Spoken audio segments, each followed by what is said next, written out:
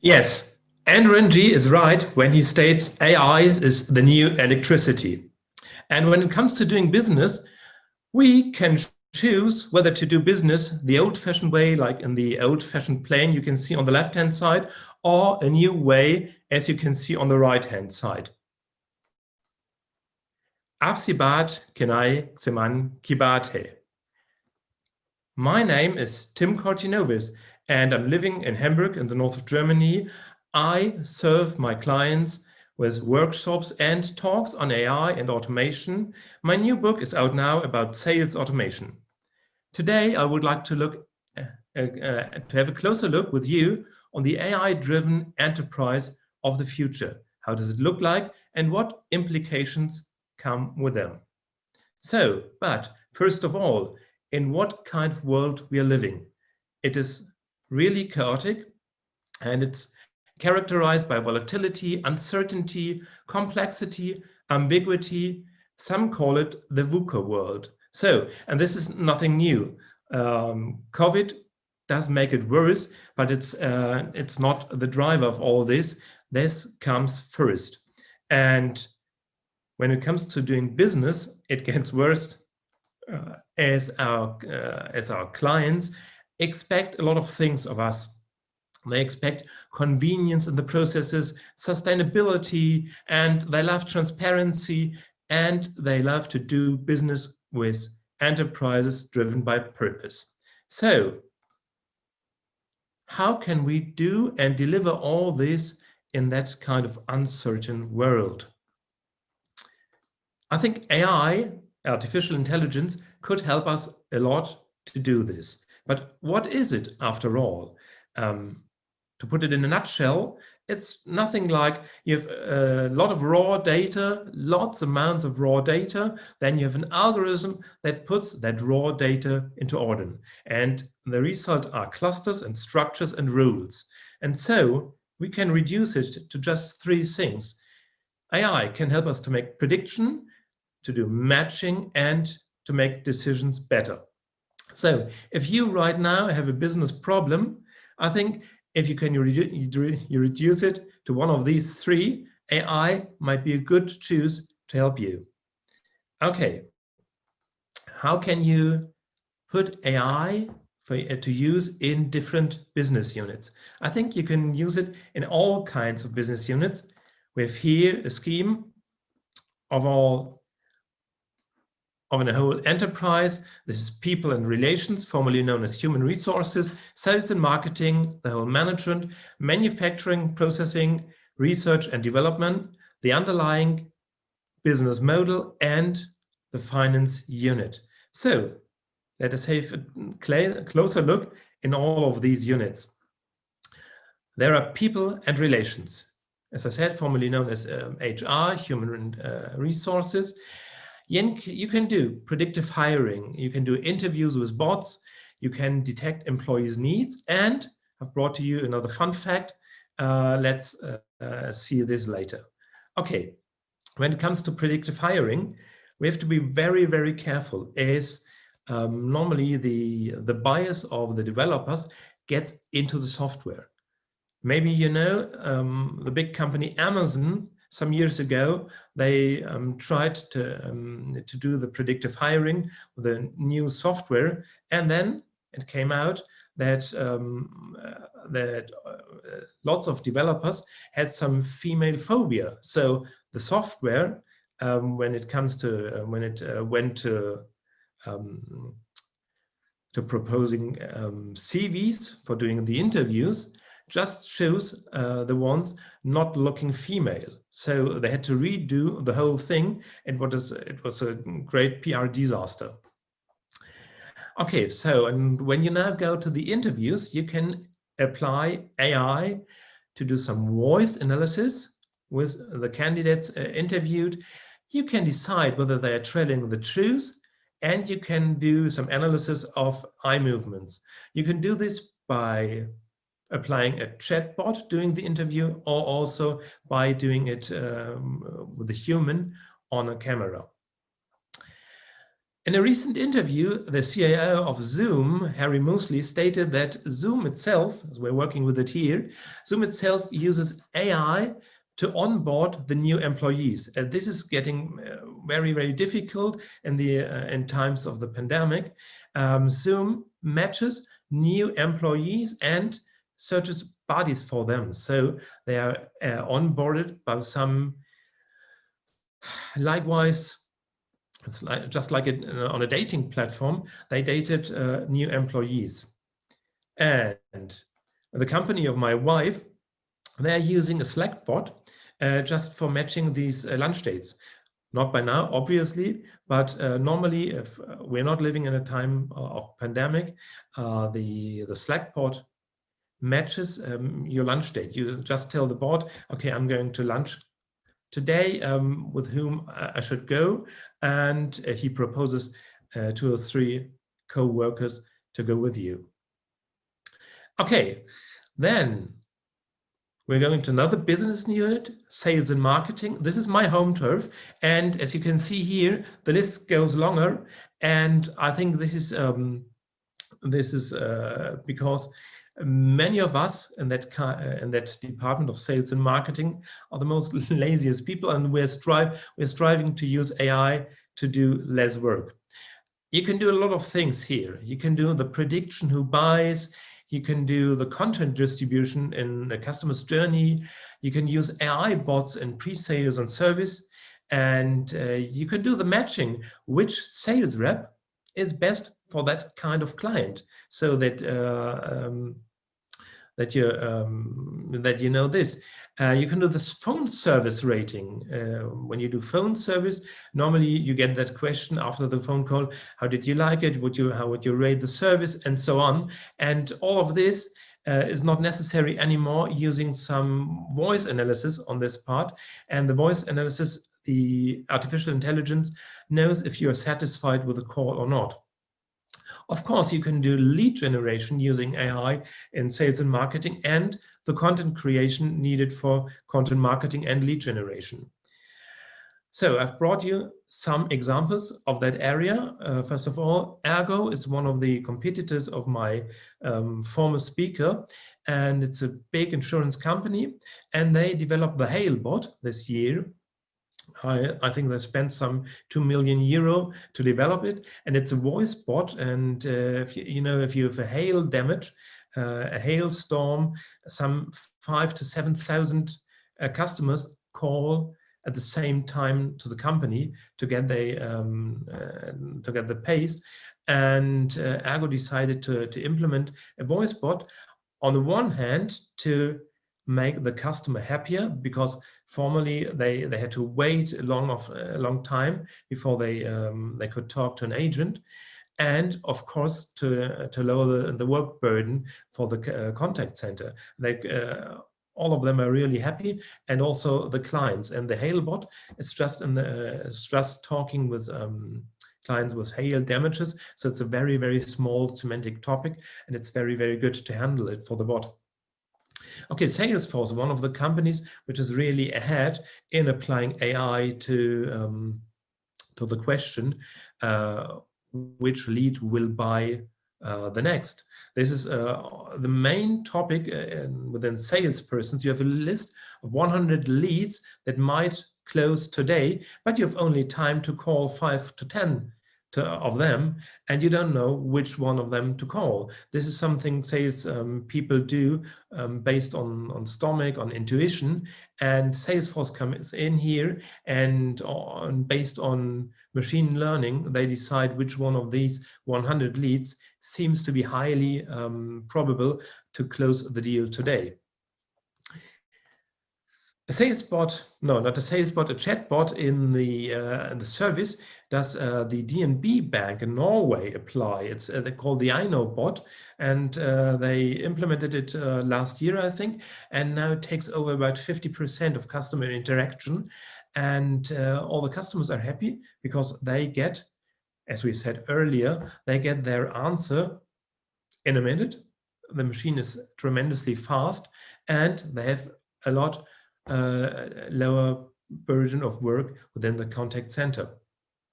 Okay, when it comes to content creation, GPT-3 that came out this summer of OpenAI is implemented by now by some companies to produce content that actually works in the marketing field. In my office, for my company, we have implemented a digital sales bot that takes out of the internet the best content on sales automation and posts it automatically to LinkedIn and Twitter, and we produce an email newsletter on a weekly basis, totally automatically with this. Okay, we're going to the next business unit. This is management, and we can do scenarios, we can do decision making, we can predict what will happen in the future. And one of the first companies yet mentioned, Salesforce, and they're applying since 2 years an AI as a board member. And yet that AI fostered some decisions that board made and asked and contradicted some reports made by other board members. And Mark Benioff, the CEO of the company, stated this bot helps a lot, as it does not have that it does not hide information, as it thinks it could damage itself. So the AI is totally emotionless in that when it comes to make decisions. Another part of management is this question of scenarios, what will happen in the future and how can we react to this.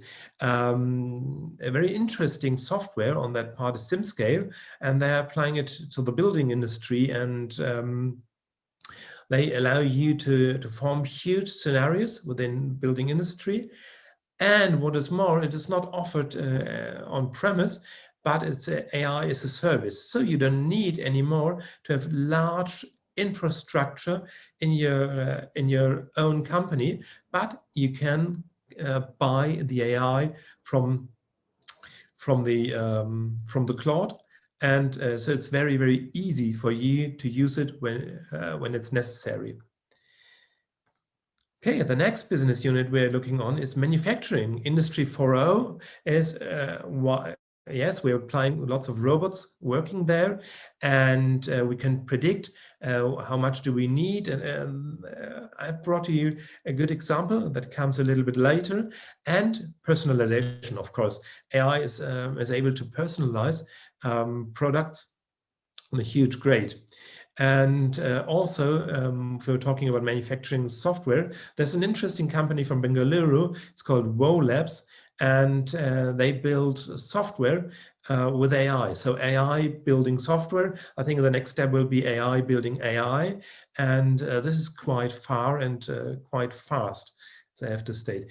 Okay, an important part of a modern enterprise, of course, is research and development. And here we have global interconnectedness with a company like Iris, really, really interesting. And if you're a researcher on a topic, let's say like polar ice melting due to the climate change, Iris will tell you who else is doing research on that topic and will connect you automatically and will propose you some research papers on the topic. And so this is a very global based approach, and it's really, really fascinating research. Okay, the underlying business model of the company, and here we have some very, very good examples in recent years.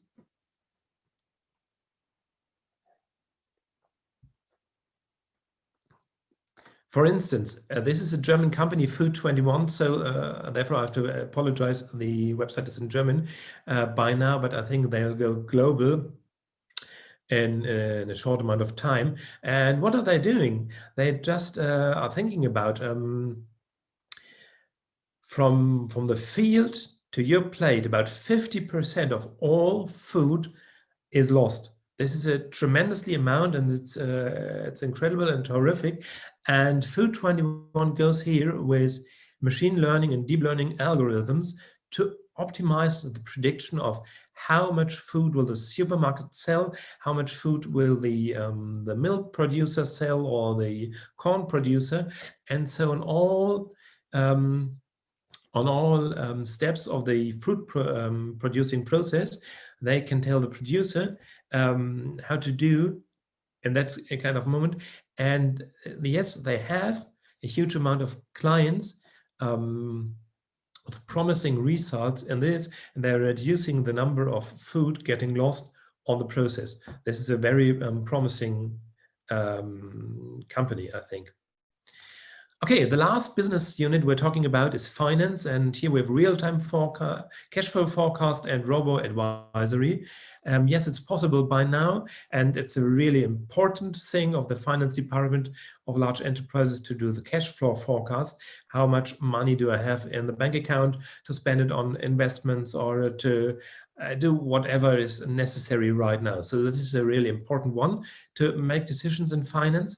And this company, also very promising, is Hedge21, and is doing some hedging proposals if you have to hedge your risk on your company, and it takes some geopolitical information, some interest rates, and so on a global basis. And of all of that, that AI proposes you how to hedge your risks.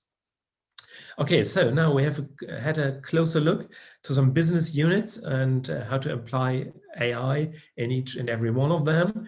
But what are the implications? What does it mean for us, and how can we handle this? First of all, yes, of course, AI keeps the black box, and trustability is a huge problem. We as humans tend not to trust decisions that we can't understand, that we cannot understand the underlying rules that lead to that decisions, and this is quite a problem as we encounter if we are trying to use AI. We have encountered lots of fear, doubt, and mistrust. So what can we do against it? Of course, this concept is called human in the loop. We can put some concise breakpoints in the whole process so that we handle over the whole process to humans, and humans can break the process at all times. So it's not that black box anymore, and it's possible to stop processes. That leads us to something that is quite common in industry, but that's not for granted. Here you can see an example of human workers and robots working side by side, but it's not long ago that humans and robots worked together, separate by cages. So the robots had to work in cages, and this is the vision we should strive with AI in office jobs as well. So I think AI leads us to be data-driven. We work based on data, on huge amount of data, and AI allows us to do, yes, prediction, matching, and decision-making based on that data. But what happens? A huge problem that occurs now is a change of competencies.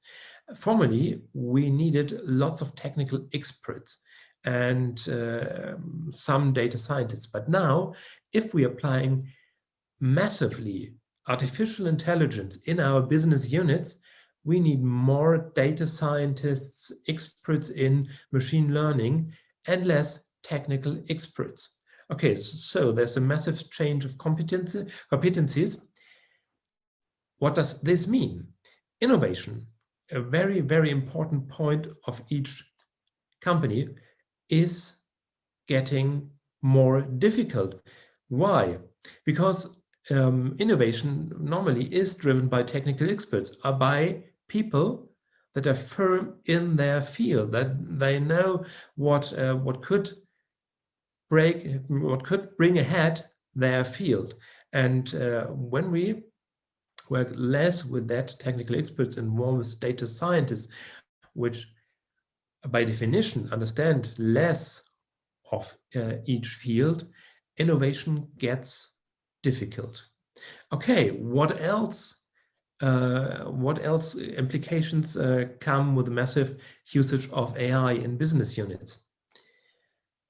Conventional enterprises are have competitive advantage out of the knowledge of manufacturing processes, of the access to supply sources, and of the grade of efficiency they work with. So these 3 points are really important when it comes to being and taking advantage of the competition. With applying AI in lots of companies worldwide, this won't be distinctive features anymore. I think most companies will have nearly the same conditions to work with. So what does it need to have a competitive advantage right now? What comes instead? I think one of the most important points here is customer centricity or customer obsessity. Customer centricity is not enough. It must be customer obsessity. And that this works shows another time Amazon. Jeff Bezos just said in an interview 21 years ago that customer obsession is what drives him and the company. And as we see how far Amazon has gone by now, I think he's really right. So innovation in customer obsessity might be an advantage point to the competency. And now I have a last point that is an implication, I think, of highly using AI in business units. And this is the exchange of data. As we see it in navigation systems, for instance, by Google, you deliver in your car position, your speed, and so on, and you get back the information how to avoid traffic jam and how to drive the fastest route. And I think this will happen on a global level and with enterprises, although in the same industry, interchanging data to be faster, each and any one of them. So these are the implications I see with high usage of AI. What is the quintessence of all this? You cannot ignore AI for your business or your institution anymore. It is an important point, and it does not depend so much on the budget or on the innovation power you have, but the circumstances bring us to apply AI and to doing research how to use it for our company with the benefit. And it's a tough challenge, of course it is, but there are lots of chances at stake. Whatever you choose, my advice is you start from the position you are and you look what your company, your enterprise, your business model needs right now to go ahead, and not to look on the market, what is technical possible, what can you do with this techniques. No, start the other way around. And so you can decide whether to fly with an old-fashioned plane or with a more modern one. That's it for my talk, for my presentation. Shubkamein, Alvida.